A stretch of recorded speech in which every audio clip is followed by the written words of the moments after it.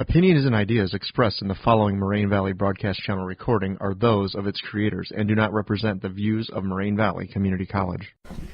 What's up, Com 101 honor students? I'm Bishoy Yusuf, and I'm here with Mary Aguilera, and we're going to be talking about the idea of a home today, which was mainly influenced by the art exhibit, A Place to Call Home by Mario Murana. So, Marilee, some people do not have a home. What do you think about that, and what do you have to say about it?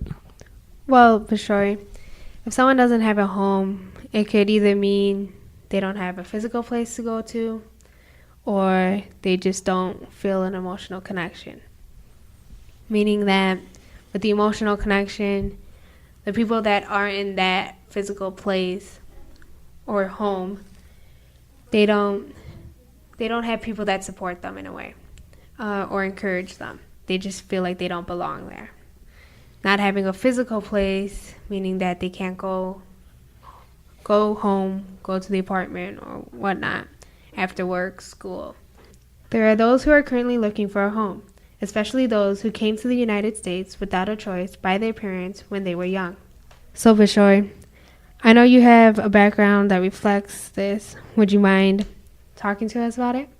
Yes, of course. I moved here when I was 13 years old, and when my parents brought me the news, it was very shocking, and I was wondering how I'm gonna assimilate myself to a new community here in America and make it my home. But when I told them about my complaints, they told me that it was for the better for me and my brother and our education, but that still didn't take away the fear that I need to make this place my home physically and emotionally, and just change my whole perspective about how about where I'm living. Well, what was your home country and how did you overcome the language barrier? I'm originally from Egypt, and the language barrier wasn't that difficult because I went to an international school back there, so we learned English, Arabic, and French. So English was basically my second language originally. Well, that's good to know. Well, my research involves illegal immigration, especially more focused on the Deferred Action of Childhood Arrivals, also known as DACA. This program provides a renewable 2-year period of deferred action for deportation and eligible for a work permit. This was brought to us by former President Barack Obama in 2012. But in news recently, the Trump administration have caused an uproar due to the fact that he wants to end the program. If this goes through, it will have a negative effect on the higher education institutions economically, considering that a large amount of the student body are DACA recipients. These students don't have the opportunity to receive financial aid like others do. Everything is mostly paid out of pocket, with maybe some scholarship opportunities. So, Bishoy, how are you managing to get through college financially? Well, if it wasn't for this merit scholarship that I got this year, I wouldn't have been able to pay for college. Everything would have been out of pocket, and I couldn't afford this at all. Now I'm just worrying about next year because I'm transferring out to UIC, and obviously the tuition is much higher there. So I'm going to have to pay out of college because I don't receive any financial aid from the government. I don't qualify for it. And for my future, education, I'm a bio major / pre-med. So I want to become a doctor in the future as well. So not having that financial opportunity to get supported through my education is really stopping me, and it's a hurdle for me to come over. But I'll do my best still to achieve what I wanna be in the future. That's good. Well, honestly, you're not alone with that struggle. I know DACA recipients struggle financially to pay for their higher education, and not being able to receive their education stops any potential success they want to achieve for their future.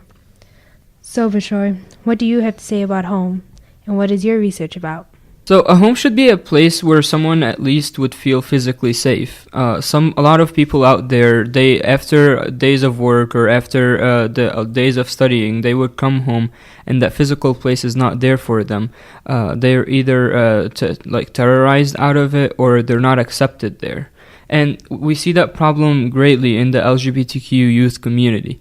A lot of them are being kicked out of their house, and they're not accepted in their homes because of their identity and who they are. According to an article that I recently read called "Homeless Youth Seeps Through the Cracks," there is about nearly 2.5 million homeless youth in the U.S., and out of those 2.5 million, 40% of them are from the LGBTQ community.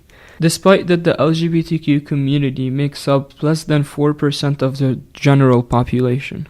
Even though there are multiple organizations out there that are set to help the LGBTQ homeless youth, according to Tracy Brame, a publisher of Windy City Times, which is a great LGBTQ-focused publication based in Chicago, only about 50,000 out of the millions homeless youth are being served each year. So it's not really bringing any significant solutions to the problem.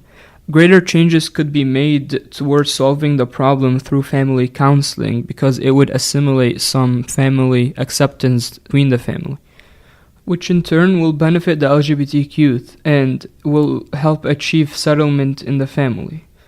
Also, it will raise mental health for the LGBTQ child or something. It's not really bringing any significant solutions to the problem. Greater changes could be made towards solving the problem through family counseling, because it will help assimilate family acceptance towards the LGBTQ youth, and which will create family settlement. This will help the youth in creating a better mental health and decreasing the risk factors like substance abuse or homelessness. Yes, Bishoy, I definitely agree with what you're saying. Family counseling could bring a faster and more effective solution to the table. In a way, the homelessness problem in the LGBTQ youth community is very similar to the struggles that DACA recipients go through about not having a place to really call home here. Yes, you don't only have to be moving from one country to the other to not have a home here in America. You could also be kicked out of your own house because of your identity. Thank you guys for listening. This was Bishoy Yusuf and Marilee Aguilera. Have a good day.